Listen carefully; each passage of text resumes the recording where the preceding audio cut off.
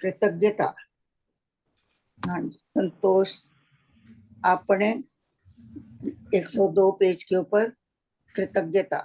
मैं जोत जगा रही हूँ, नेक्स्ट टाइम पढ़ती हूँ। आप किसी और को कह दीजिए। हाँ जी, मैं पढ़ूं? चलिए आप पढ़िए। वंदना करिए सतगुरु जी को, वंदना करिए सतगुरु जी को, सतगुरु जी को हृदय कमल में उसका रहूं कृतज्ञ मैं, मानो अति आभार। जिसने अतिहित प्रेम से मुझ पर करे उपकार, दिया दिवसु दीपता परम दिव्य हरि नाम, पड़ी सूझ निज रूप की जिससे सुधरे काम, कर्म धर्म का बोध दे जिसने बताया राम, उसके चरण सरोज पर नत शिर हो प्रणाम। कर्म धर्म का बोध दे जिसने बताया राम, उसके चरण सरोज पर नत शिर हो प्रणाम।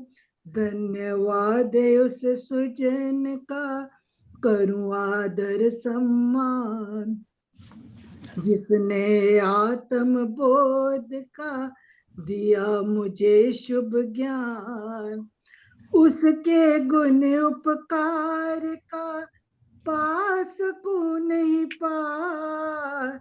रोम रोम कृतज्ञ हो करे सुधन्य पुकार, उसके द्वार कुटीर पर मैं दूतन सिरवार।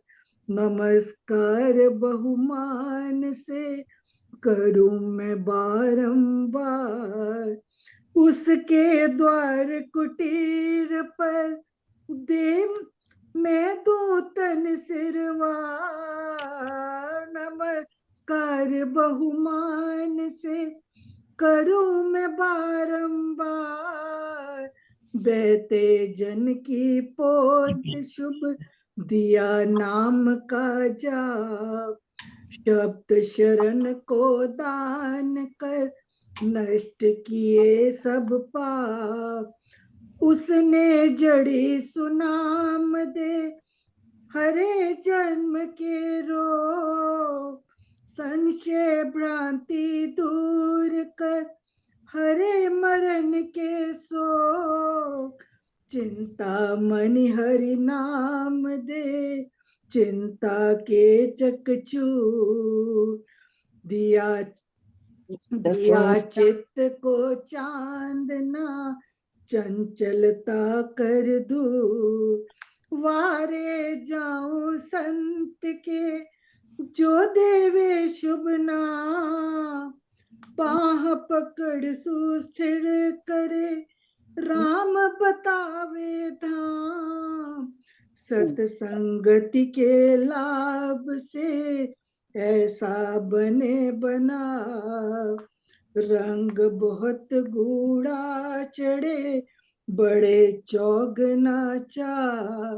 वारे जाऊं संत के जो देवे शुभ नाम, बाह पकड़ सुस्थिर करे राम बतावे धाम।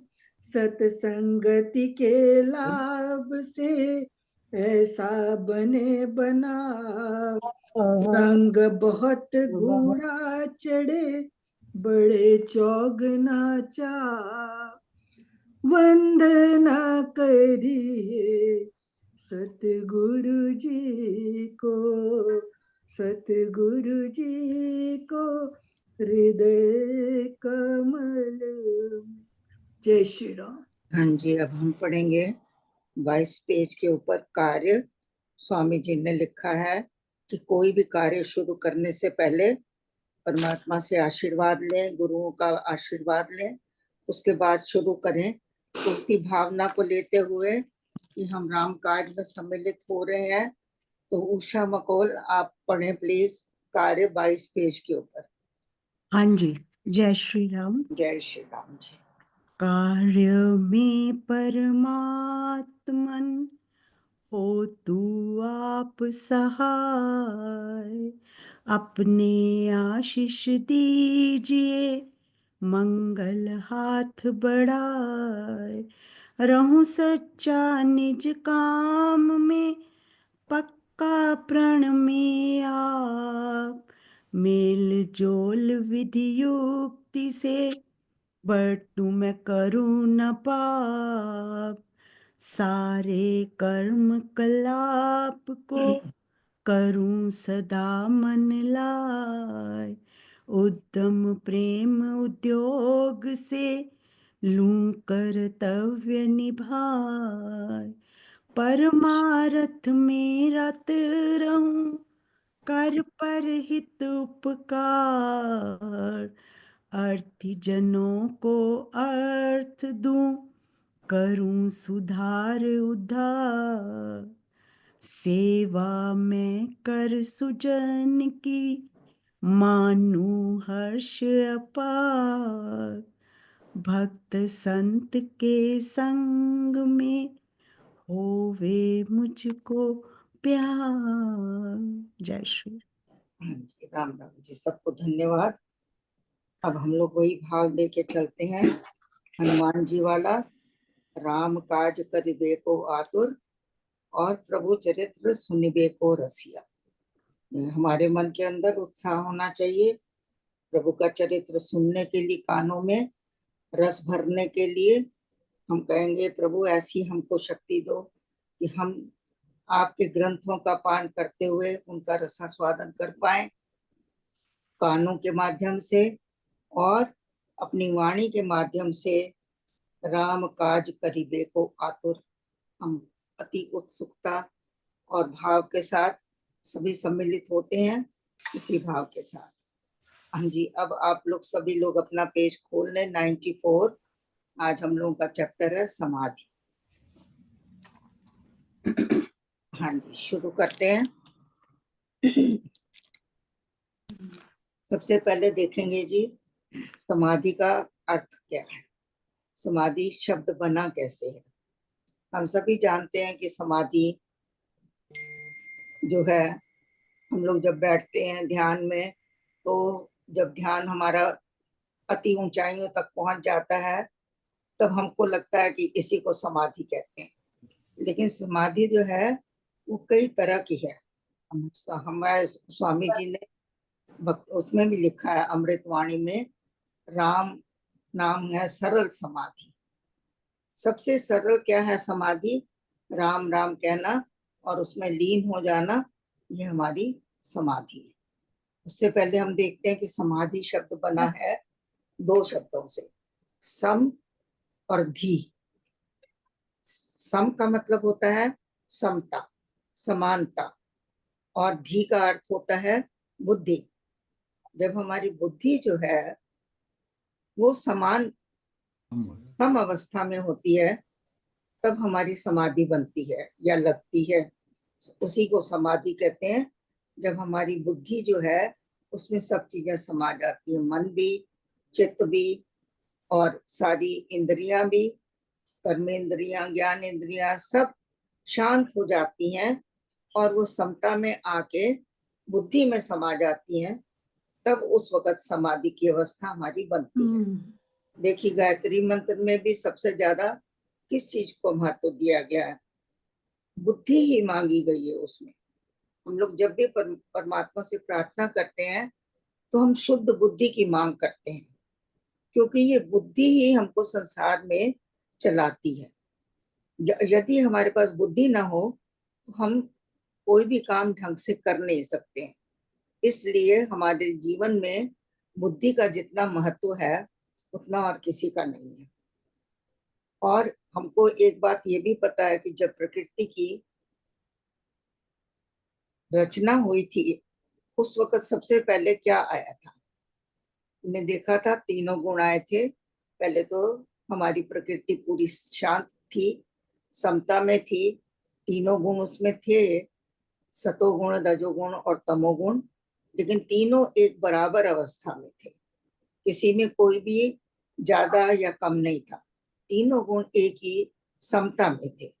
लेकिन जब रचना हुई तो एक गति पैदा हुई थी और उस गति से ये तीनों गुण विषम हो गए थे। उसमें कहीं तो समता, वो सतोगुण ज्यादा हो गया था, कहीं रजोगुण और कहीं तमोगुण। तो इनकी विषमता के कारण ही माया, इनको माया कहा जाता है, विषमता के कारण।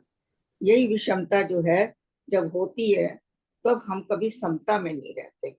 समता और विषमता जो है ये दोनों अलग अलग हैं। जहाँ समता है वहाँ विषमता नहीं है, और जहाँ विषमता है वहाँ समता नहीं है। तो समाधि के लिए समता होनी बड़ी जरूरी है। तो उन तीन गुणों के बाद सत्व गुण से जो सबसे पहली चीज हमारे शरीर में आई वो थी बुद्धि। उसको महत्व भी कहते हैं। बुद्धि आई थी जब, उसके साथ आया था अहंकार। तो ये दो चीजें सतोगुण से पैदा हुई थी। और ये जो अहंकार था, ये अहंकार शरीर वाला, देह वाला नहीं था। ये अहंकार जो था ये चेतना से जुड़ा हुआ अहंकार था। लेकिन बाद में माया के गुणों से इनमें परिवर्तन हो गया और ये जो हमारी मैं है, ये जो हमारा अहंकार है, ये देह रूप बन गया था। तो इसी तरह से समाधि जो हमने अब समझी कि उसका अर्थ है समता में बुद्धि को रखना, तो वो समाधि होती है। सॉरी कमलेश जी, जरा अहंकार का फिर से बताएं कि वो चेतना से जुड़ा हुआ है, इसका मुझे समझ नहीं आया।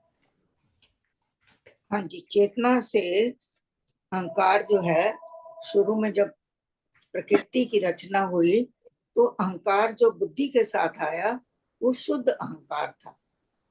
वो देह से जो, शुद्ध अहंकार मीन्स कि वो देखिए अहंकार भी हमारा चेतना। है हाँ ना, जी, एक तो है ना कि हम शरीर हैं, एक ये दूसरा बात है हम अहंकार है। आत्मा है। हाँ, तो तो हम ये, आत्मा है, वो शुद्ध अहंकार है। हाँ जी, वो शुद्ध है, वो चेतना से जुड़ा हुआ है। चेतना मीन्स आत्मा। ओके। और वो लेकिन जो वो चेतना, जो अहंकार है, वो वो वो वो कौन करता है? लाइक आत्मा करती है। नहीं नहीं, ये बुद्धि नहीं, के साथ जुड़ा हुआ, बुद्धि में है। बुद्धि में जुड़ा है तो फिर वो चेत आत्मा का कैसे? मैं कुछ थोड़ा सा हो रहा है, बताइए प्लीज। नहीं, ये बुद्धि के साथ है। कभी जब देह भाव आता है तब हमारा अहंकार जो है वो मैं के साथ जुड़ जाता है, दूसरी वो जो है माया रूपी बन जाता है। और जब यही अहंकार हमारा परमात्मा से जुड़ता है तब ये चेतना से जुड़ा हुआ होता है। इसका मतलब वो भी सत्व गुण में है। वो सत्व गुण है। कहने का मतलब कि वो भी सत्व तीनों गुणों से ऊपर नहीं है। नहीं नहीं, बिल्कुल नहीं है। हाँ, प्रकृति बस पूरी, ये मेरे को समझना। ठीक है। पूरी जो प्रकृति है वो हाँ, त्रिगुणमयी है। हाँ कोई जी, भी चीज, ठीक है। इवन हमारे तीनों शरीर भी जो है ये भी ठीक। माया वाले ही है। चाहे सूक्ष्म शरीर हो, हाँ कारण जी, हाँ जी, शरीर हो, वो स्थूल तो है। शरीर हो, ये सब माया से ही है। या ठीक है। तो थैंक इस यू। माया से ही हमको ऊपर जाना है। ठीक है जी। तो ये बात है हमारा समाधि का जो अर्थ हमने लिया है, और समाधि को थोड़ा हमने समझा है। अब हम जो है चलते हैं के दोहों पर। इससे पहले अगर किसी को कुछ कहना है, अपना कोई भाव प्रकट करना है, तो आप प्लीज बोल सकते हैं, नहीं तो हम आगे चलते हैं। उमेश, एक बार ये फिर समझाओ जो आपने समझाया पहले। ये हम लोग ना पहले कर चुके हुए हैं, इसलिए आज मैंने शॉर्ट में बोला है। हाँ, कि तो हम हम लोगों ने पहले प्रकृति की रचना जब हुई थी तो उसका यही था कि एक ब्रह्म ही था जगत में, और कुछ था ही नहीं। और वो जो ब्रह्म था वो निष्क्रिय था, उसमें कोई क्रिया नहीं थी, कोई कुछ नहीं था, वो शांत पड़ा था। लेकिन प्रकृति थी, प्रकृति भी शांत थी। तो फिर परमात्मा ने सोचा कि मैं एक से अनेक हो जाऊं, तो ये प्रकृति जो थी उसमें 3 गुण हैं, तो उन 3 गुणों से परमात्मा का, ब्रह्म का और प्रकृति का मिलन हुआ पहले।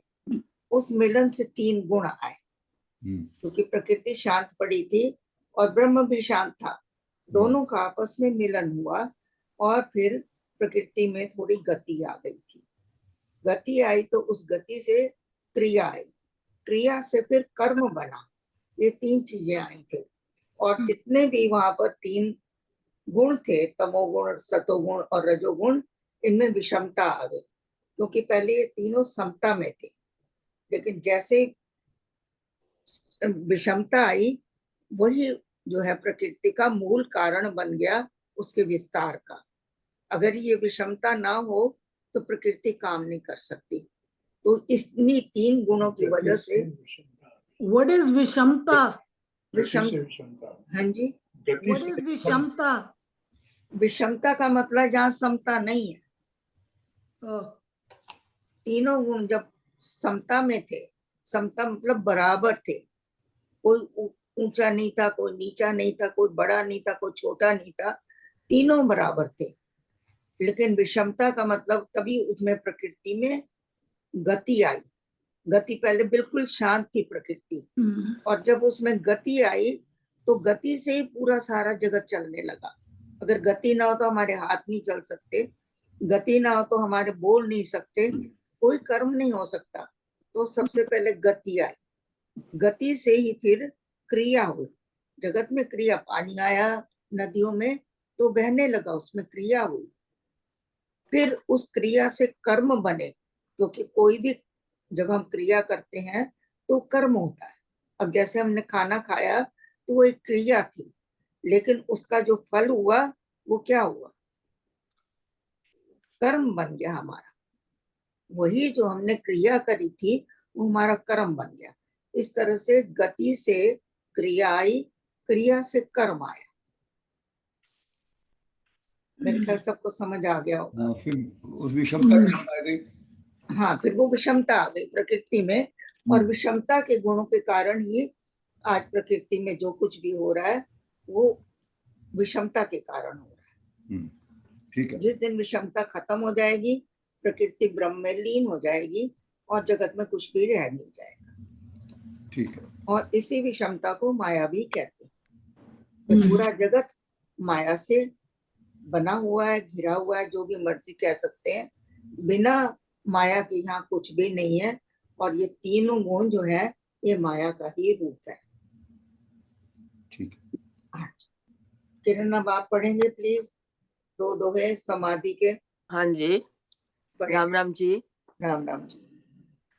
वंदना करिए सतगुरु जी को, वंदना करिए सतगुरु जी को।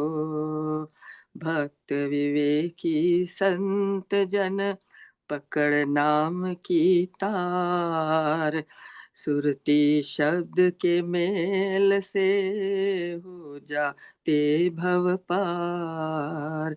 एक तान ता ध्यान जो वही सुरती कहलाए, लक्ष्य ध्यान का नाम जो सो ही शब्द कहा। एक तान ता ध्यान जो वही सुरती कहलाए, लक्ष्य ध्यान का नाम जो सो ही शब्द कहा। जय श्री राम। जहाँ पर स्वामी जी ने समाधि के लिए पहला क्या लिखा है? भक्त विवेकी संत जन। जितने भी भक्त हैं विवेकी हैं, और जो संत हैं ये सारे विवेक है। विवेक कहाँ से आया? बुद्धि से। विवेक बुद्धि का गुण है। जब बुद्धि जो है प्रखर होती है और थोड़ी पवित्र हो जाती है, उसके अंदर मैल नहीं रहती है, तो उसमें विवेक नाम का गुण आ जाता है। और इसी विवेक से हम ये जान पाते हैं कि क्या चीज सही है, क्या गलत है। क्या हमको करना चाहिए, क्या हमको नहीं करना चाहिए। तो यहाँ स्वामी जी बता रहे हैं कि भक्त और संत जन जो है वो अपने विवेक से नाम को पकड़ते हैं। पकड़ नाम की तार, अपने नाम को पहले पकड़ते हैं, सुरती शब्द के मेल से हो जाते भव पार। तो अब यहाँ पर उन्होंने कहा है कि सुरती और शब्द दो चीजें हैं। सुरती क्या है? हमारा ध्यान। शब्द क्या है? हमारा राम नाम। राम नाम जो है ये शब्द है, और सुरती जो है, जब हम राम राम राम नाम जपते जपते हमारा जो मन बुद्धि है वो थोड़ा नियंत्रण में आ जाती है और अपने नाम के साथ जुड़ने लग जाती है, तब वही हमारा राम नाम सुरती बन जाता है। ये ऊपर की तरफ इसकी यात्रा शुरू हो जाती है। ये जो एक शक्ति है ये शब्द के साथ जाके मिल जाती है, राम नाम के साथ में हमारा ध्यान मिल जाता है। ऐसा होते ही हमारी जो अवस्था है ऐसी हो जाती कि हम जन्म और मृत्यु से पार होने की अवस्था में पहुंच जाते हैं, यदि हम ये अभ्यास लगातार करते रहते हैं तो।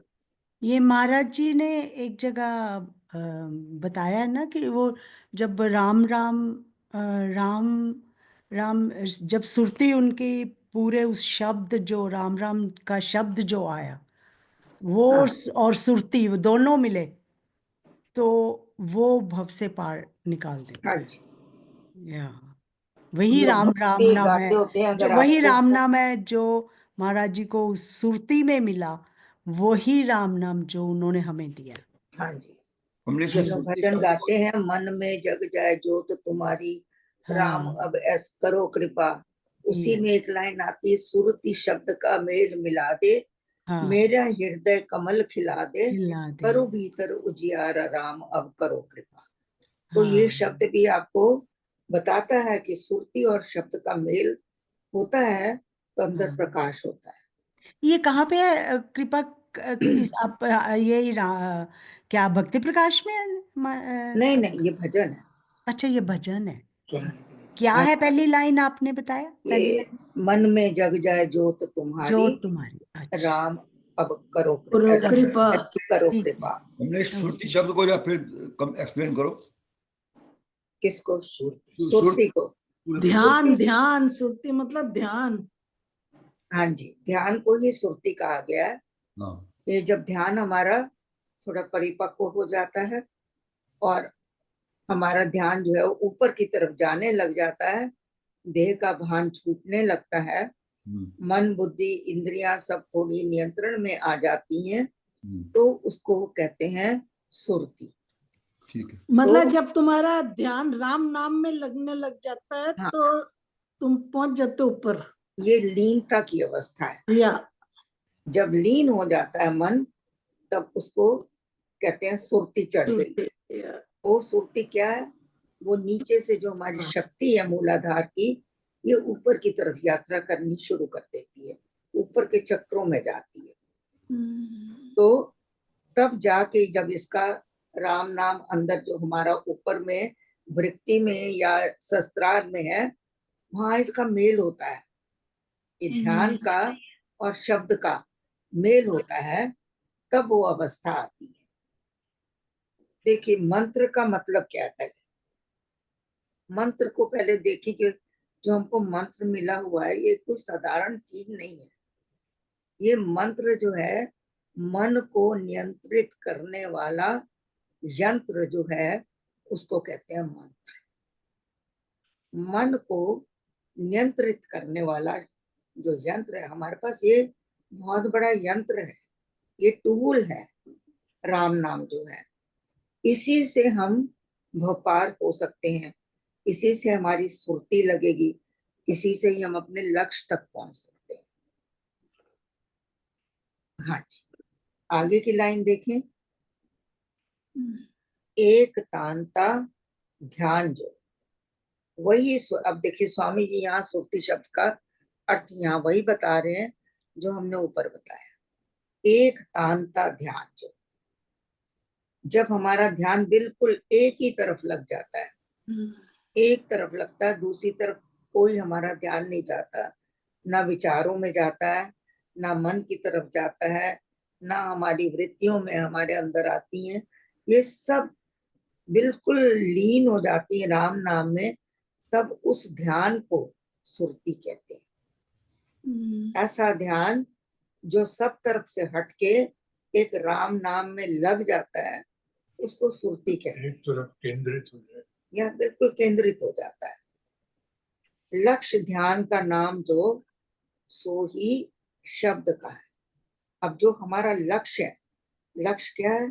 राम नाम, राम नाम को सुनना, राम नाम को गाना, राम नाम को ध्याना, राम नाम में लीन होना, ये जो हमारा लक्ष्य है, एक राम नाम ही है, और उसी राम नाम को शब्द कहा जाता है। तो अब शब्द और सुरती जो है, दोनों का आपको मतलब पता लग गया।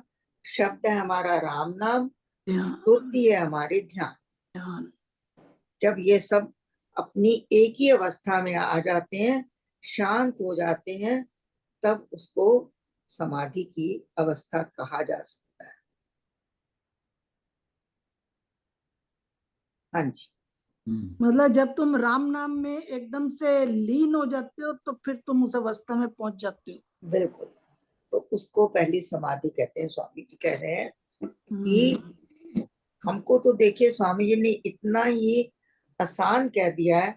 जो समाधि की हम लोग बातें करते कि हमारी नहीं समाधि लगती, हमारा नहीं मन, वो जड़ समाधि है। जड़ समाधि जरूरी नहीं कि बड़ी उत्तम समाधि है। जब परमात्मा में ध्यान लग जाता है थोड़ी देर के लिए भी, आपके मन की सारी क्रियाएं शांत हो जाती हैं, वो समाधि ही है। राम जाप है सरल समाधि। इस लाइन कोई पकड़ ले कि जब हम जाप करने बैठ गए, समझो हम समाधि में ही है। धीरे धीरे धीरे मन जुड़ने लग जाता है। हाँ जी, और कोई? ठीक है, मैं पढ़ूं? Thank you. हाँ जी, आप पढ़े संतोष जी। ओके जी, अच्छा जी। 3 और 4 ध्येय परम श्री राम है, ध्याता भक्त सुजान। ध्येय में सुरती लीन को, माया उत्तम ध्यान। माना ध्येय में सुरती लीन को, माना उत्तम ध्यान। ध्येय ध्येयाता सुध्यान मिल, एक तार जब होए, तब ही समाधि समझिए, सुनाम समाधि सोए। ध्येय ध्येयाता सुध्यान मिल, एक तार जब होए, तब ही समाधि समझिए, सुनाम समाधि सोए। हाँ जी, यहाँ कह रहे हैं ध्येय परम श्री राम है। हम सबका ध्येय क्या है? राम नाम। राम नाम में लीन होना ही हमारा ध्येय है। ध्येय का मतलब लक्ष्य, उद्देश्य। उद्देश्य हमारा यही है। ध्याता भक्त सुजान, और ध्याता कौन है? हम लोग, जो हम लोग भजन करते हैं, राम नाम को जपने वाले हैं, हम सब ध्याता हैं। तो हम लोग भक्त हैं और सुजान है। सुजान कौन होते हैं? जिनको बुद्धि वाले, जो जिनके अंदर समझ होती है। जिनकी जिनके बुद्धि। अंदर समझ नहीं है, जो विवेकी नहीं है, वो भक्त नहीं हो सकता। भक्त जो होगा वो विवेकी ही होगा। उसके अंदर बुद्धि जो है वो थोड़ी सी प्रखर होएगी अन्य लोगों से, संसारी लोगों से। जो भक्त है उसकी बुद्धि पवित्र ज्यादा होएगी, और जितनी पवित्र बुद्धि होएगी उतनी उसमें अंदर विवेक बढ़ता जाता है।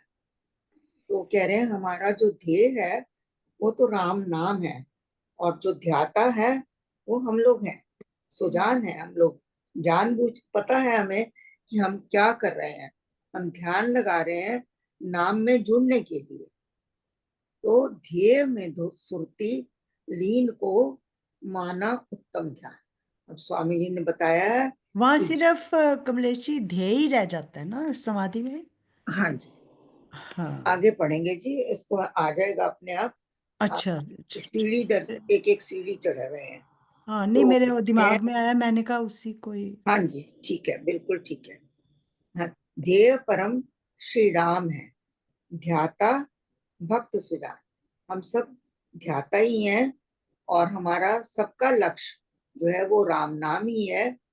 और कहते हैं कि ध्येय में सुरति लीन को, जब हमारे ध्येय में हमारी सुरति मिल जाती है, लीन हो जाती है, तब माना उत्तम, उसको उत्तम ध्यान कहते हैं।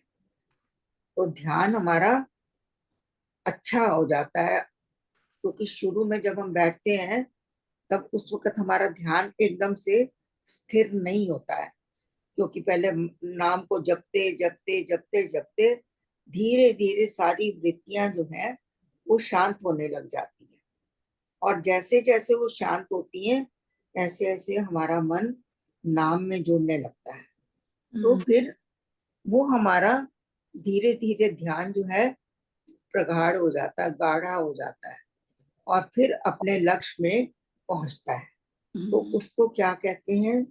उसको कहते हैं ध्यान कहते हैं। उस वक्त वो समाधि नहीं है इतनी, पर उसमें जो है सुरति लीन होनी शुरू हुई है। अभी ये अभी शुरू की अवस्था है, ध्येय में सुरति लीन हो रही है धीरे धीरे। फिर आगे क्या है? ध्येय, ध्याता, सुध्यान। अब ये तीन चीजें, पहले ध्येय था और हमारा ध्येय जो है वो लक्ष्य है, और ध्याता जो थे वो हम है, दो चीजें थी।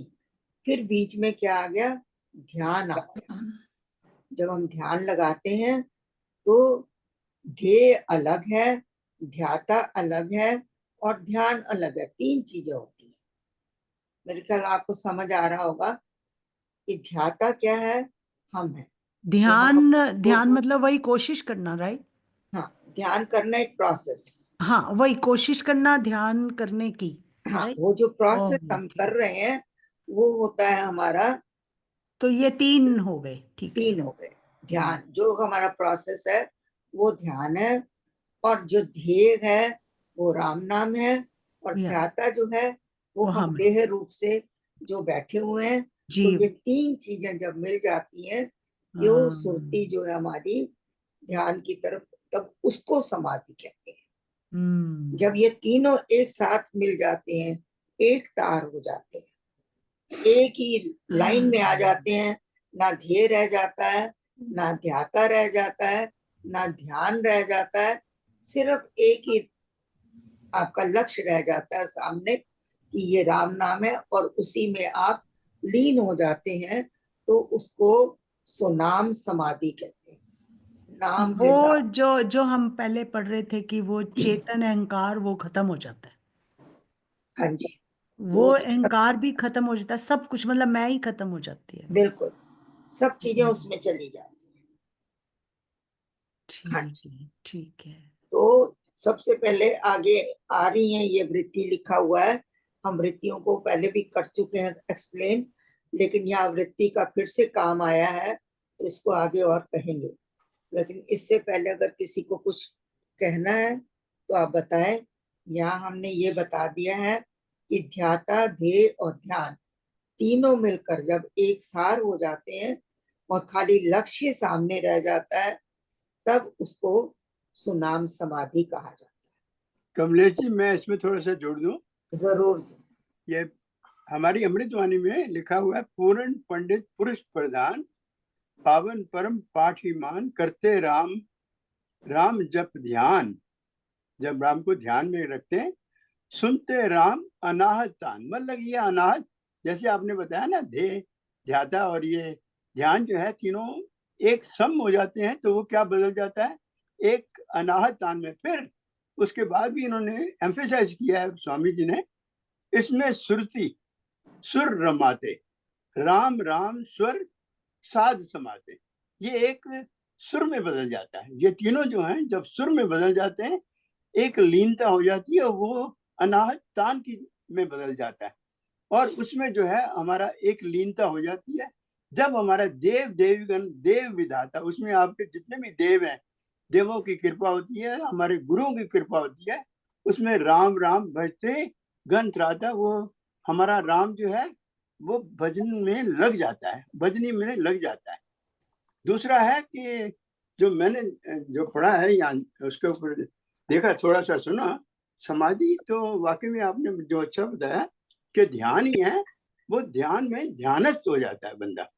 ध्यानस्थ होना बहुत जरूरी है, ध्यान में ध्यान लगना भी एक बहुत जरूरी है, वो भी एक अवस्था है। और फिर उसके बाद ध्यान का मतलब है निर्विचार, मीन उसमें कोई विचार नहीं होता, एकदम निर्विचार। फिर जब ने वृत्तियां भी ऐसे ही हैं जो कि हमारी जो उसमें हमारी जो चित्त की अवस्था है वो चार अवस्था है, सुषुप्त, क्षिप्त अवस्था है, मूढ़ अवस्था है, विक्षिप्त अवस्था है, फिर एकाग्र अवस्था है, फिर उसके बाद जो है निरुद्ध अवस्था। मतलब कि ये हमें अगर जैसा भी ज्ञान हो तो हम अपने आप से हम कैसे स्टेप बाय स्टेप ऊपर जा सकते हैं, ये आप मेरा मतलब कुछ कहने का था यहाँ पर। नहीं जी, बहुत अच्छा कहा, धन्यवाद। आपने पूरा स्वामी जी ने जितनी भी समाधि में लिखा हुआ है उसका पूरे का सार आपने एक साथ बता दिया है। तो अंत तो वही है जो आपने बताया है, और उसी की हम जो है, मैंने जैसे कहा कि हम लोग धीरे धीरे सीढ़ी दर सीढ़ी जा रहे हैं। तो अभी हमने जो पढ़ा है वो हमने यही पढ़ा है कि ध्येय, ध्याता और ध्यान तीनों मिलकर जब एक सार हो जाते हैं तो उसको नाम समाधि कहते हैं। आगे जो आपने कहा है वो सब चीजें आएंगी, लेकिन बारी बारी से। तो हम लोग उसी हिसाब से चलें, जैसे स्वामी जी ने लिखा है उसको पढ़ेंगे और उसको एक्सप्लेन करेंगे, और फिर अंत में उसका सार लेंगे। हाँ जी, धन्यवाद जी, थैंक यू। हाँ जी, अब है पांचवा और छठा। मेरे ख्याल नीलम का तो अभी भी माइक नहीं खुला। नीलम, खुला है आपका माइक? नहीं, चलो मैं पढ़ूं? मैं बढ़ूं क्या? नहीं, आप जरा वो करें। और कोई है पढ़ने वाला? मैं पढ़ सकता हूँ। हाँ जी वीर जी, आप पढ़ो। हाँ। वृत्ति समता में रहे, मन में हो श्री राम, समाधि का ये जानिए, अर्थ शुद्ध अभिराम। गुरुमुख से जब ही मिले, शब्द नाम अनमोल, वृत्ति ध्यान समाधि में होकर रहे अडोल। बिल्कुल, एक बार फिर पढ़ें दोनों को। वृत्ति समता में रहे, मन में हो श्री राम, समाधि का ये जानिए, अर्थ शुद्ध अभिराम। गुरुमुख से जब ही मिले, शब्द नाम अनमोल, वृत्ति ध्यान समाधि में होकर रहे अडोल। हाँ जी, इसमें समझे। अब देखिए, कह रहे हैं वृत्ति समता में रहे। पहले सोचे कि वृत्तियां हैं क्या। ये वृत्तियां तो हैं जो नचा रही हैं। सबसे पहले चित्त के अंदर हमारी वृत्तियां ही आती हैं। और अगर हम देखें तो पतंजलि जी का सबसे पहला यही कहना है कि वृत्ति निरोध इज योग। जो वो सबसे पहले जो वृत्तियां निरोध हो जाए, इनका अगर अंत हो जाए चित्त में, तो समझिए कि पूरी हमारी समाधि लग गई, योग हो गया। यहाँ एक शब्द और समझे, योग और समाधि दोनों एक ही हैं, दोनों में अंतर कोई नहीं है। योग का मतलब भी परमात्मा से मिलना है, समाधि का मतलब भी परमात्मा से ही मिलना है। दोनों पर्यायवाची हैं, दोनों एक दूसरे के अनुकूल हैं, लेकिन दोनों का अर्थ भी वही है और अलग अलग नहीं है, योग और समाधि। अब यहाँ वृत्ति जो है, ये वृत्तियां होती कहाँ है? ये हमारे चित्त में होती हैं। जो ये चित्त है, में जो वृत्तियां होती है उसको वृत्तियां हैं क्या, ये एक लहर के समान होती हैं।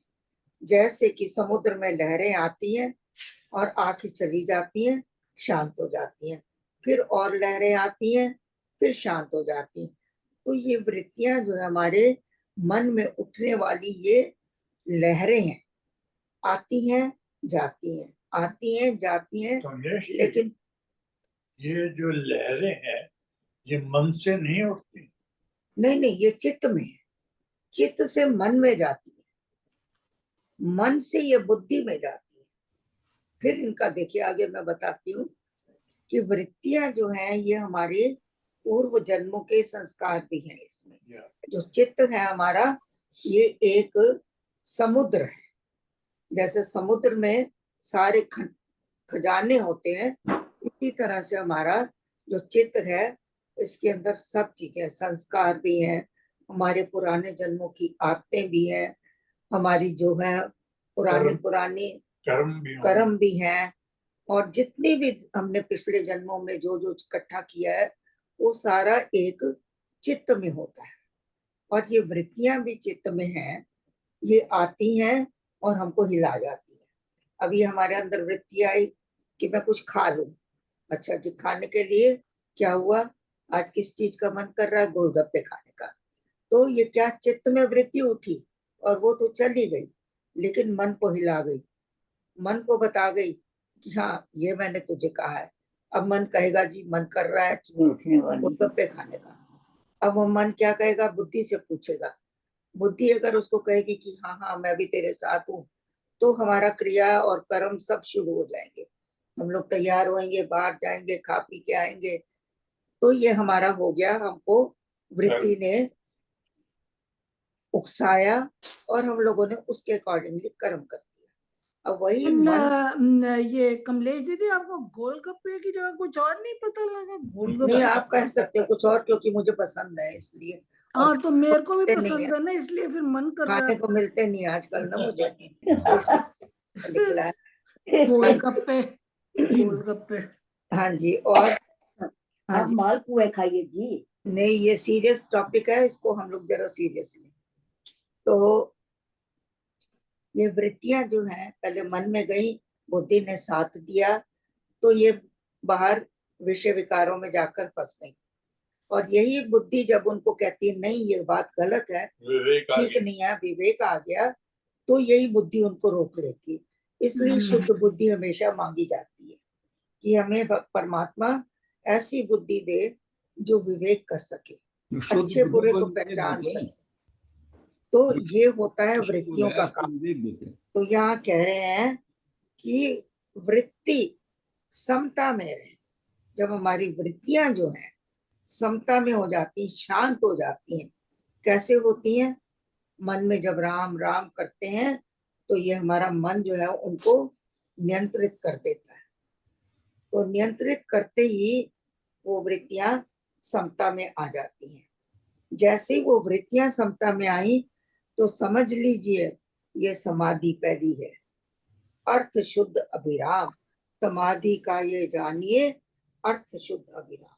तो यही अभिराम का मतलब होता है निरंतर, जो रुकने वाला ना हो, ये हमारी समाधि है। अब आप लोग अपने आप को जज कर सकते हैं, हम लोग सभी, कि जब हमारी वृत्तियां शांत हो जाती हैं तो क्या हम उसको समाधि मानते हैं? नहीं कहते, हमारी समाधि नहीं लगती, हमारा ध्यान नहीं लगता।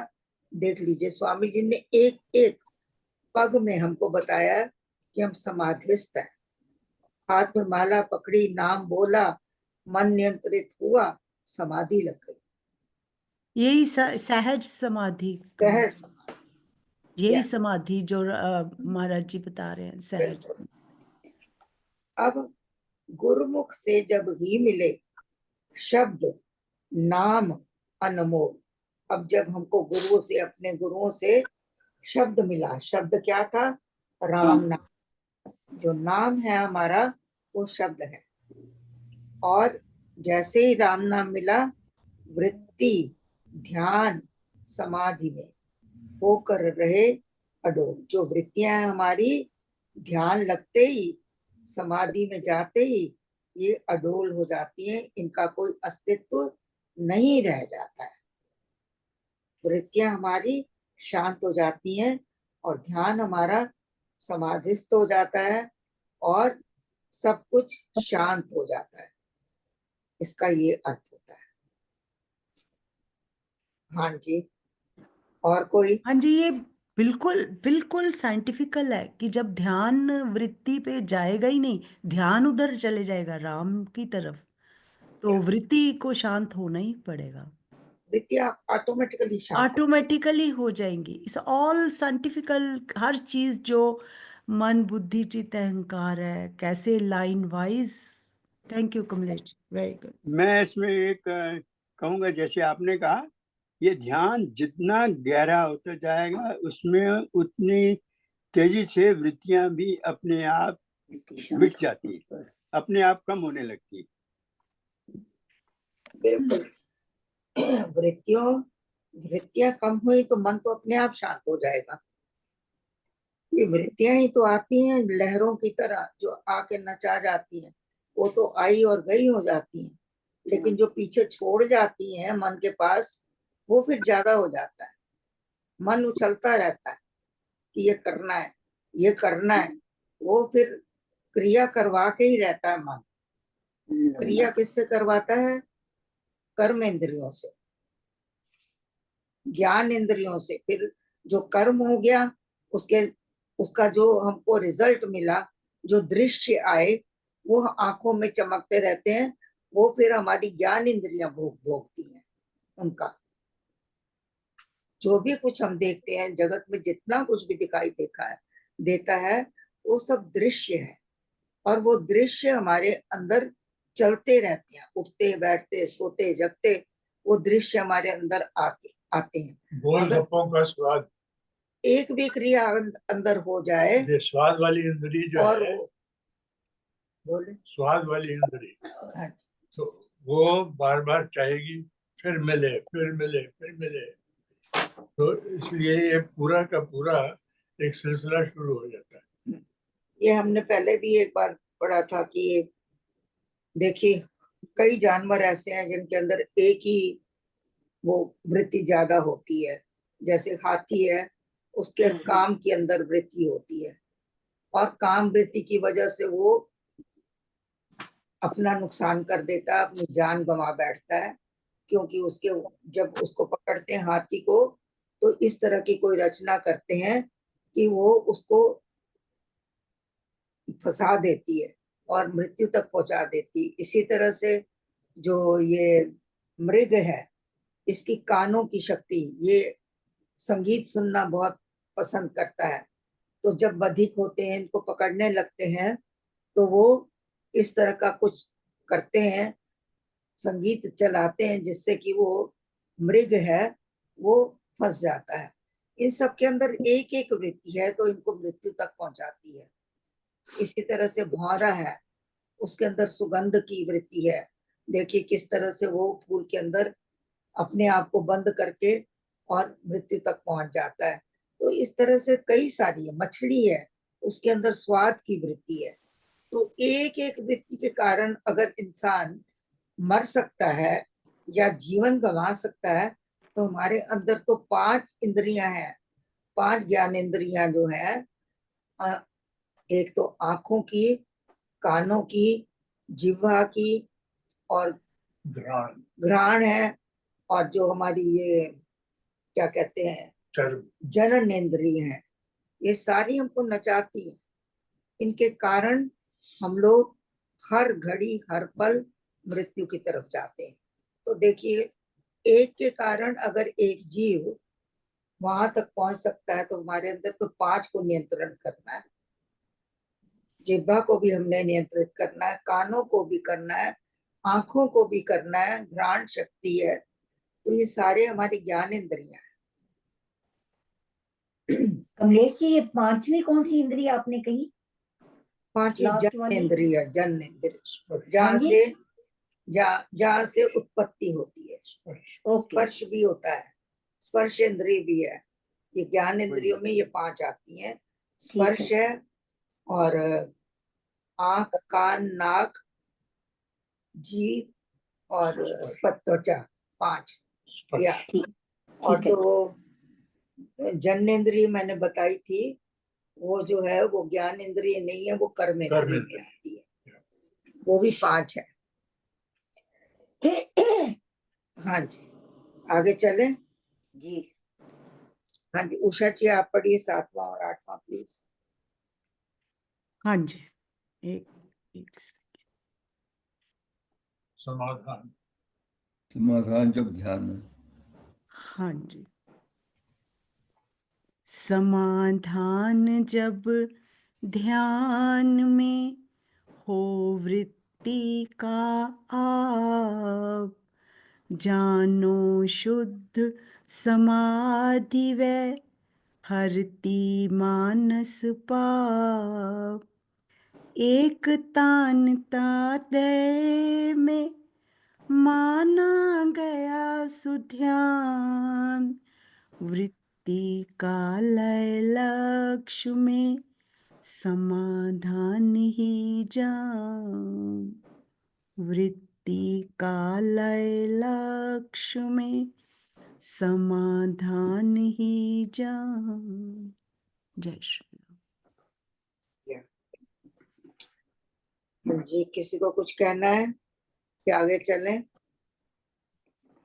चलिए जी, पढ़ लिया है, इसी को एक्सप्लेन करते हैं।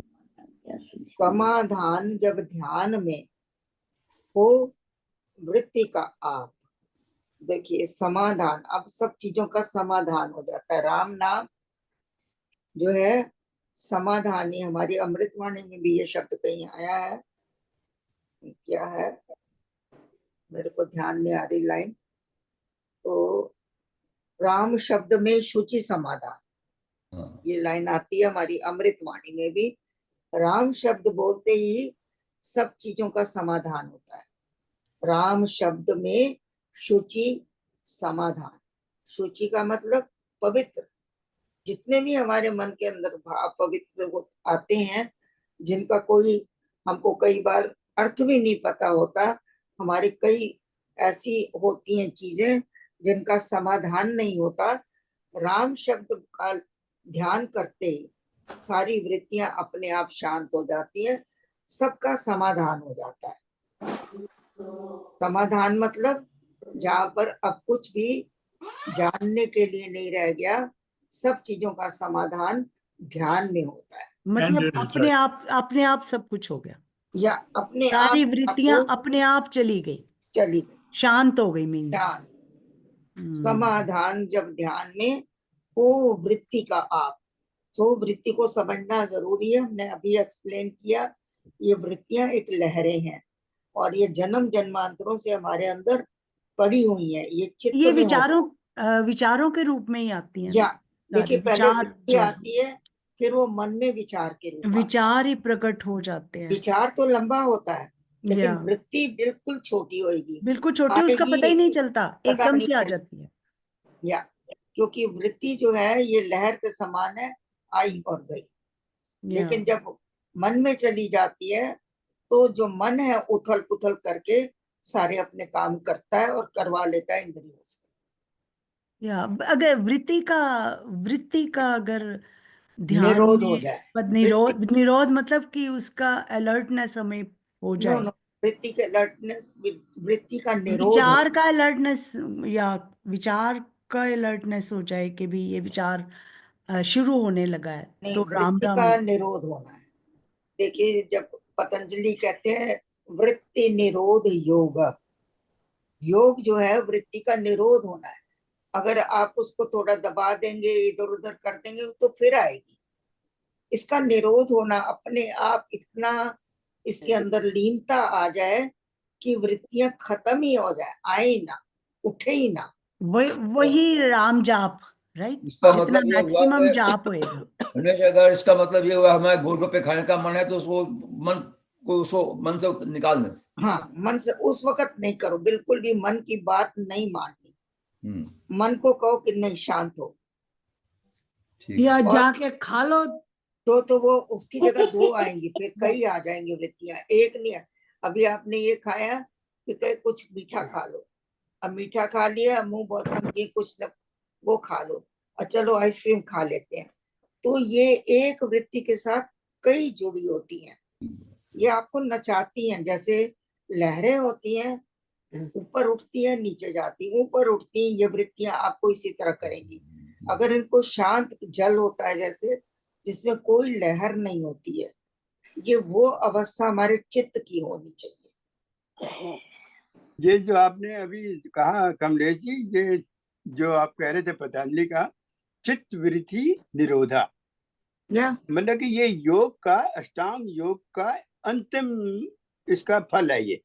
बिल्कुल। ये अष्टांग योग यम नियम जब हम करते हैं, इनको हमें क्या सारा दिन जो याद करने चाहिए कि हमारे अंदर ये जो है यम नियम, जो 5 यम नियम दिए हुए हैं, इनकी तरफ ध्यान देना चाहिए, शौच वगैरह, शुचिता।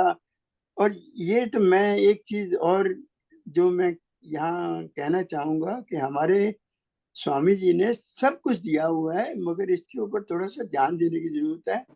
ये जो 12 भावनाएं हैं हमारे स्वामी जी ने दी हैं, ये हमारे आत्मा के गुण हैं, इनको याद करते रहो किसी तरीके से भी, जैसे आपको याद है, पूरा ही याद है आपको, मगर ये हमारे सभी भक्तों को ये याद होना चाहिए कि सत्य भावना, सत्य का मतलब क्या है, राम नाम सत्य है, जैसे इसको सत्य के साथ जोड़ा गया है। और ये ज्ञान क्या है, ज्ञान का मतलब है हमें राम का ज्ञान मीन आत्मा का ज्ञान, उस शब्द का ज्ञान होना चाहिए। फिर उसके बाद ये है ये सुख भावना, भक्ति भावना, मतलब कि ये सारी जो भावनाएं हैं हमें याद करते रहना चाहिए, हमें याद होनी चाहिए, कंठस्थ होनी चाहिए हमें सारी ये भावनाएं। सारी ना भी याद हो, जितनी भी याद कर सकते, कुछ कर ले, तो वो भी आप हमारे लिए होते हैं। मैं अपनी बात बताती हूँ, कई बार इंसान इतना नीचे होता है अपने आप को, अपने माइक बंद कर ले, सिर्फ जब बोले तभी माइक खोले। हाँ, तो हम लोग अपने आप को ऊपर उठाने के लिए मनोबल भावना उसका पाठ कर लेते हैं।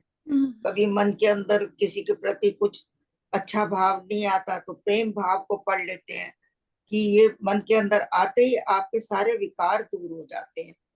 तो ये आत्मिक भावनाओं बड़ा बल है इनमें, एक एक भावना के अंदर बहुत बड़ा बल है। और कुछ नहीं तो अहम भावना याद करके, अंतिम 12वीं जो ये है, इसको याद करके हमेशा पढ़ते रहे।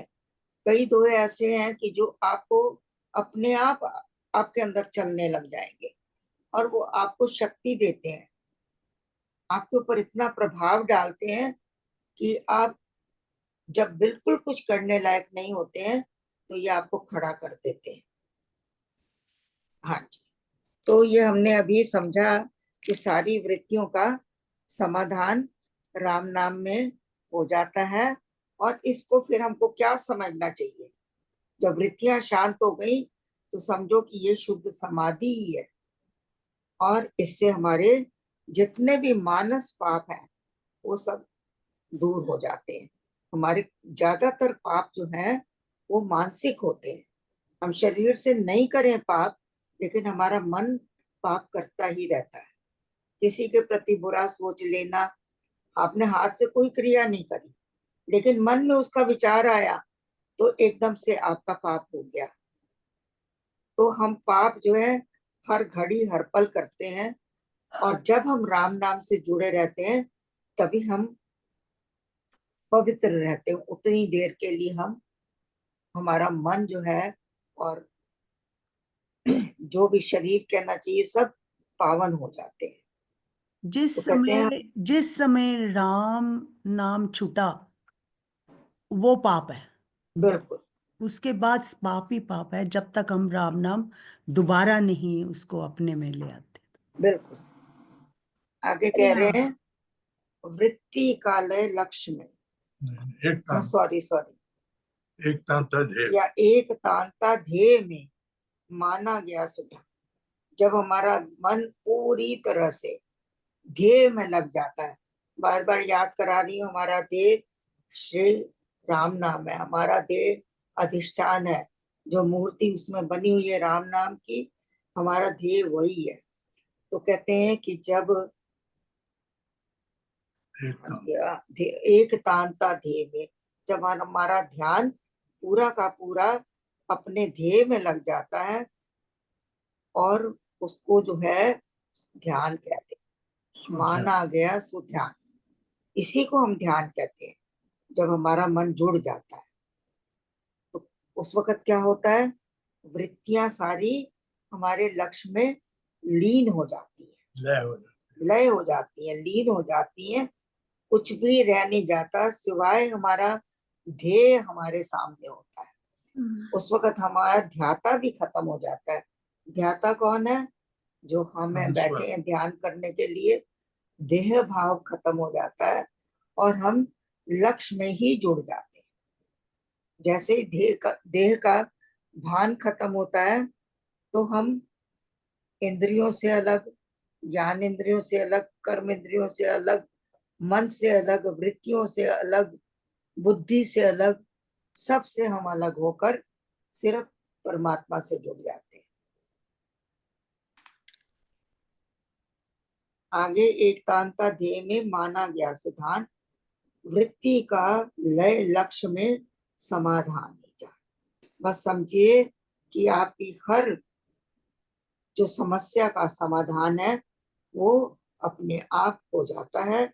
जैसे ही वृत्तियां जो हैं लक्ष्य में चली जाती हैं, विलीन हो जाती हैं, सब खत्म हो जाती हैं, तो हमारा एक जो समस्या है कि हम देह हैं वो खत्म हो जाता है और हम आत्म भाव में स्थित हो जाते हैं। हाँ जी, समझ आ गया? हाँ जी। हाँ जी, समाधान ही जा। अब जो है 9वां और 10वां आप पढ़े गुड्डी। सत्संगति में बैठकर विधि से ध्यान लगाए, सुदृढ़ निश्चय धार कर मन में नाम रमाए, करिए साधन सार शुभ भीतर भर कर प्रीत, श्रद्धा धैर्य नियम से साधिए भक्ति री, करिए साधन सार शुभ भीतर भर कर प्रीत, श्रद्धा धैर्य नियम से साधिए भक्ति री, जय राम जय जय राम। हाँ जी, इसको शुरू करने से पहले मैं एक बार फिर कह रही हूँ, यदि किसी के मन में कोई प्रश्न है या किसी ने कुछ अपना शेयर करना है, अपने भाव को बाहर लाना है, बताइए, हमको अच्छा लगेगा, नहीं तो फिर हम आगे चलेंगे। मैं तो यही कहूंगा, कहेंगे बार बार मैं बोलता हूँ, कमलेश जी, मैं सबके लिए कहूंगा कि ये जो आप सुन रहे हैं ये बहुत कम मिलता है सुनने को, और कहीं भी नहीं मिलेगा। इसमें इतना ज्ञान है, अगर आप एकाग्रता से सुने और इसके ऊपर थोड़ा सा भी ध्यान करें, मीन्स मनन करें इसके ऊपर, तो आपको ये समाधि तक पहुंचने में मुश्किल नहीं होगी, बड़ा आसान होगा। और ये जो है इसको मजाक में नहीं लेने, कोई गोलगप्पे की बात है, इसमें उसमें जाने की जरूरत नहीं है। कहते हैं कि एक सकारात्मक विचार आते हैं, एक आते हैं नकारात्मक। जब नकारात्मक विचार आए तो उसको कहते हैं कि निब इन द बड, वो बड में उसके ऊपर उसको एंटरटेन मत करें विचार को, वो विचार को एंटरटेन करेंगे वो बढ़ जाएगा। अगर उसमें सकारात्मक भगवान का, राम का कोई विचार आता है तो उसके ऊपर मनन करें। निधि ध्यासन मीन 24 घंटे उसके ऊपर मनन करें। कोई अच्छा विचार भी आते हैं, अच्छे विचार के ऊपर मनन करें, निधि ध्यासन करें। उसके ऊपर जो निर्विकार हैं, वो हमारे गंदे विचार जो आते हैं उनको तरीके से निम इन द बड, मतलब उसको वहीं पर इसको खत्म कर दें, कुचल दें, उसको आगे ना बढ़ने दें।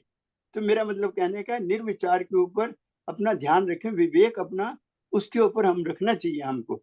इतना ही कहना था कि कमलेश जी का बड़ा धन्यवाद है और आप इसको बड़े ध्यान से सुने इसको। Thank you. बहुत बड़ा आपको सौभाग्य है भी- हमारा, बहुत बड़ा सौभाग्य है हम ये पा रहे हैं। Thank you. हाँ जी, ये हम सबका सौभाग्य है कि हमको स्वामी जी ने एक ऐसी प्रेरणा दी है कि हम उनके ग्रंथ को खोल के पढ़ रहे हैं। नहीं तो ये ग्रंथ सबके घर में है, लेकिन वहां ज्यादातर ये बंद ही पड़े। तो हमको तो इनके खोलने पर भी अपने आप को बहुत प्राउड फील करना चाहिए कि हमारा ग्रंथ खुल तो रहा है। हम इसकी चाहे 2 दोहे भी पढ़े तो भी हमें ये लगना चाहिए कि हमारी तो ये समाधि थी। मेरे लिए तो स्वामी जी का हर शब्द समाधि ही है। देखिए, हम लोग रोज समाधियों में जाते हैं, राम राम जपते हुए कितनी बार हमारा मन उसमें, चाहे मिनट के लिए, चाहे 2 मिनट के लिए, चाहे आधे मिनट के लिए जब जुड़ता है तो हाँ, हमारी ये समाधि अवस्था होती है। लेकिन क्योंकि हम उसको अनुभव नहीं करते हैं और उसको हम क्रेडिट नहीं देते हैं, उसको हम ये नहीं कह सोचते कि प्रभु तेरा कितना धन्यवाद कि आज हमारा थोड़ा मन लग गया। तो उस वक्त जब हम परमात्मा को धन्यवाद देते हैं तो उसको वो हमको बदले में बहुत कुछ देता है, प्रेरणा देता है। क्योंकि हम लोग कई बार उसको इग्नोर करते हैं, कहते हैं अरे क्योंकि हम भगवान को और कुछ दे ही नहीं सकते, सिर्फ अरे वो तो धन्यवाद के बहुत सिवा। छोटी सी बात थी, 2 ही मिनट तो लगा, 1 ही मिनट तो लगा, अरे जितना भी लगा, जैसा भी लगा, सिर्फ धन्यवाद। हर वक्त धन्यवाद, हर स्थिति में धन्यवाद। हाँ जी। या तो अब हम लोग पढ़ रहे हैं, अब देखिए सत्संगति। हम लोग सब कहाँ पर हैं इस वक्त? सत्संगति में ही बैठे हुए हैं। बड़ा लाभ है सत्संगति का। तो स्वामी जी ने लिखा है, सत्संगति में बैठकर विधि से ध्यान लगाएं। तब हमको जो राम गुरुओं से मंत्र मिला है, विधि पूर्वक मिला है, उसको जब हम सबके साथ मिलकर बैठते हैं। सत्संगति क्या है? संतों की संगति। और जितने भी हमारे मित्र हैं, बंधुगण हैं, जो परमात्मा की तरफ जिनका ध्यान लगा हुआ है, उनके साथ जब हम बैठकर जिस तरह का ध्यान लगाते हैं तो एक संग शक्ति पैदा होती है जो बड़ी बल वाली होती है। संग शक्ति में इतनी क्षमता है कि अगर किसी का ध्यान लग रहा है, आपका नहीं लग रहा है, तो उसके ध्यान के कारण आपका ध्यान लग सकता है। और ये मैंने बहुत अनुभव किया है। जब हम देवजी महाराज जी के साथ होते थे तो वो ध्यान अपना जाप करते रहते थे और मैं अगर उनके साथ बैठ जाऊं तो मेरा ध्यान लग जाता था अपने आप, देह का भान खत्म हो जाता था, ऐसी अवस्था आ जाती थी। क्योंकि वो उस वक्त हमारा प्रयत्न नहीं था, उनका खिंचाव होता था, उनके नाम का इतना प्रभाव होता था कि वो पास बैठे हुए वातावरण को पूरा बदल देते थे। तो उनके सत्संगति में बैठने से जो है बड़े बड़े अनुभव होते थे। तो उसी की बात करें स्वामी जी यहाँ पर। सत्संगति में बैठकर जब हम विधि पूर्वक ध्यान लगाते हैं और अपना निश्चय को दृढ़ करके बैठते हैं और धारणा करके बैठते हैं कि हम तो अपने राम नाम की शरण में जा रहे हैं, और मन में हम नाम को बसा लेते हैं, मन में नाम को रमा लेते हैं, तब देखिए उसी को समाधि कहते हैं। कहते हैं कि ये करिए साधन सार सुख। ऐसे साधन करने चाहिए हमें। कौन से साधन? सत्संगति में बैठना है, ध्यान लगाना है, निश्चय का अपने मन में धारणा करनी है। क्या क्या लिखा है? ध्रुव धारणा धारिये राधिये मंत्र निधान। क्या कौन कह रहा है? अमृतवाणी। ध्रुव धारणा धारिये। ध्रुव का मतलब अटल, ना विचलित ना होए हमारे नाम जपने की शक्ति। ध्रुव धारणा धारिये राधिये मंत्र निदान, हरि कृपा अवतरण का पूर्ण रखिए ज्ञान। तब आपको पता लगेगा कि कैसे राम कृपा अवतरित हो रही है। कृपा तो बस उसकी, कमलेश जी ये कितनी कृपा है कलयुग में।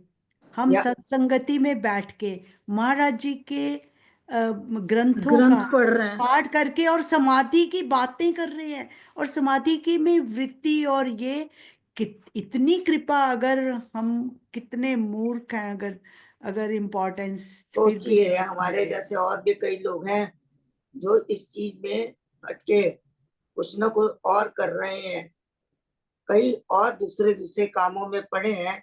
बहुत कि कृपा इस है, संसार बहुत में कोई अर्थ नहीं रहेगा। तो बहुत उन कृपा चीजों को देखते हुए अपने को हमको बहुत बहुत अपनी कृपा कृतज्ञता प्रकट करनी चाहिए। कृपा इसीलिए हमने कृतज्ञता का पाठ कृपा सबसे पहले पढ़ा है, या जी ताकि हम जो पढ़ें अपने गुरुओं के कृतज्ञ होके पढ़ें, जो समझे उनकी कृपा से समझे। या जी Kamlesh ji, I will sing that मन में जग जाए जोत Oh तुम्हारी। yeah, yeah, you're there.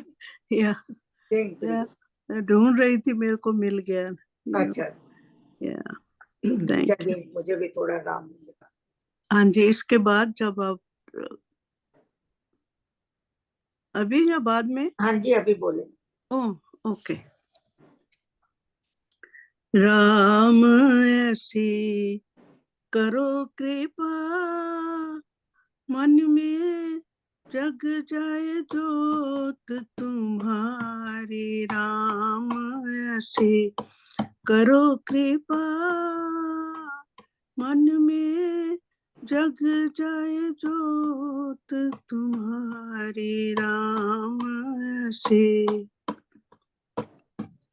कृपा याचक खड़ा द्वारे, भिक्षा दे दो राम प्यारे। कृपा याचक खड़ा द्वारे, भिक्षा दे दो राम प्यारे। चढ़ी रहे नाम कुमारी, राम ऐसी करो कृपा, मन में जग जाए जोत तुम्हारी। राम ऐसी करो कृपा, मन में जग जाए जोत हमारी। बिहारी मोह माया का मिटे अंधेरा, मोह माया का मिटे अंधेरा। ये जीवन हो जाए तेरा, ये जीवन हो जाए तेरा।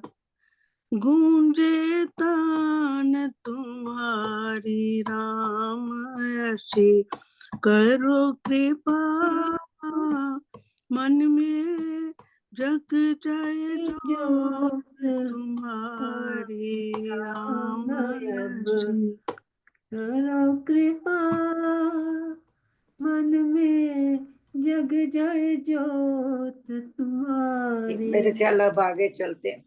भव सागर में घिर गई नैया, भव सागर में गिर गई नैया। तब कृपा बिना कौन खिवैया, तब कृपा बिना कौन खिवैया। दीजो पार उतारे, राम ऐसी करो कृपा, मन में जग जाए जोत तुम्हारी। राम अब करो कृपा। सुरति शब्द का मेल मिला दो, सुरति शब्द का मेल मिला दो। मेरा हृदय कमल खिला दो, मेरा हृदय कमल खिला दो।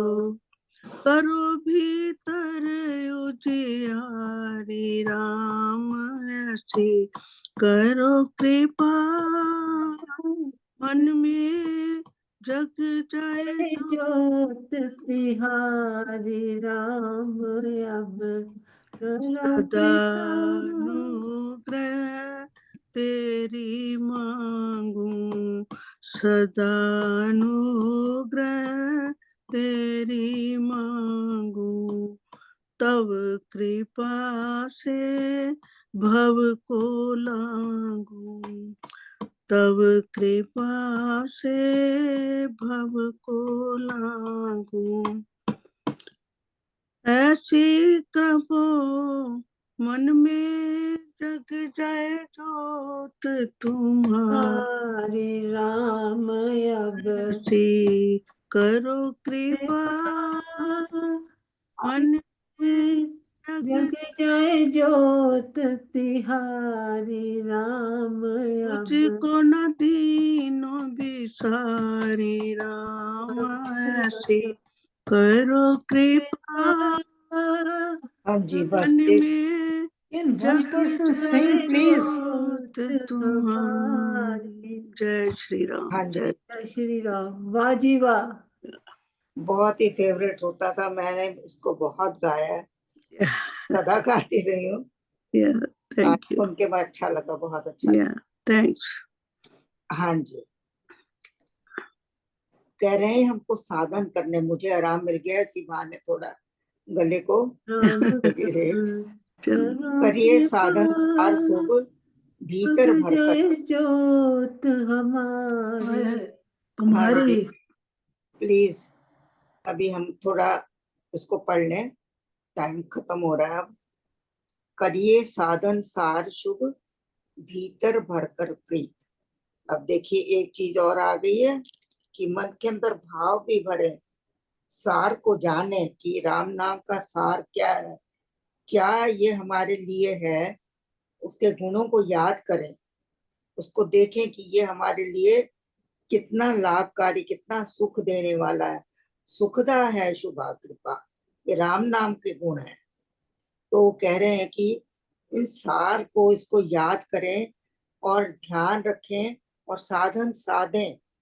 साधक साधन साधिए समझ सकल शुभ सार, वाचक वाच्य एक है निश्चित धार विचार, यह अमृतवाणी कह रही है। तो वही चीजों को यहाँ पर स्वामी जी ने अपने दूसरे शब्दों में लिखा है कि निश्चय करिए, मन में धारणा बनाइए, सत्संगति में बैठिए, विधि से ध्यान लगाइए, मन के अंदर प्रीत भरिए, किसी के लिए न वैर है न द्वेष है, ना कोई हमको लेना है ना देना है, ना लेना ना देना मगन रहना, ये हमारा भाव होना चाहिए। और मन के अंदर ना क्रोध ना कामना, ना किसी प्रति कोई ईर्ष्या ना द्वेष, सिर्फ प्रेम ही प्रेम, ऐसा धार कर और श्रद्धा धैर्य नियम ये सब करते हुए भक्ति हमको करनी चाहिए। साधिए भक्ति रीत, ये भक्ति के सारी नियम है, रीत है, ये भक्ति करने के लिए जरूरी है। ये सारी चीजें जो स्वामी जी ने इन दो दोहों में बताई हैं, ये सारी भक्ति के साधन है। मतलब इसी से तुम्हारी भक्ति बढ़ती है राम में, इसी से आपकी भक्ति सुदृढ़ होती है, दृढ़ होती है, इसी से भक्ति आपकी बढ़ती है, इसी में भक्ति आपकी स्थित हो जाती है। या मेरे ख्याल टाइम क्या हो गया, Yeah, that's it. 5 मिनट है। अच्छा चलिए इसी की चर्चा करते हैं, और किसी को कुछ कहना है? आज ज्यादा लोग नहीं बोल रहे हैं। चोपड़ा जी आप कुछ बोलना चाहते हैं? हाँ जी, मैं 2 लाइनें ऐड करूंगा। समाधि का मतलब समता में रहना, और वो भी आपकी सारी इंद्रियां। समाधि से ये मतलब नहीं है आप जंगल में जाके गुफा में बैठ गए हैं, और ना इससे कोई लेना देना है कि भगवे वस्त्र आपने पहने हुए हैं। क्रिया पाठ की तो कोई बात है ही नहीं, ये करना है कि ये नहीं करना है। लेकिन जाप में आ जाने के फायदे कितने हैं, अगर हम इसे ठीक तरीके से प्रैक्टिकल लाइफ से चीजों को नहीं समझते तो मैं सोचता हूँ शब्दों से ज्यादा फायदा नहीं होने वाला।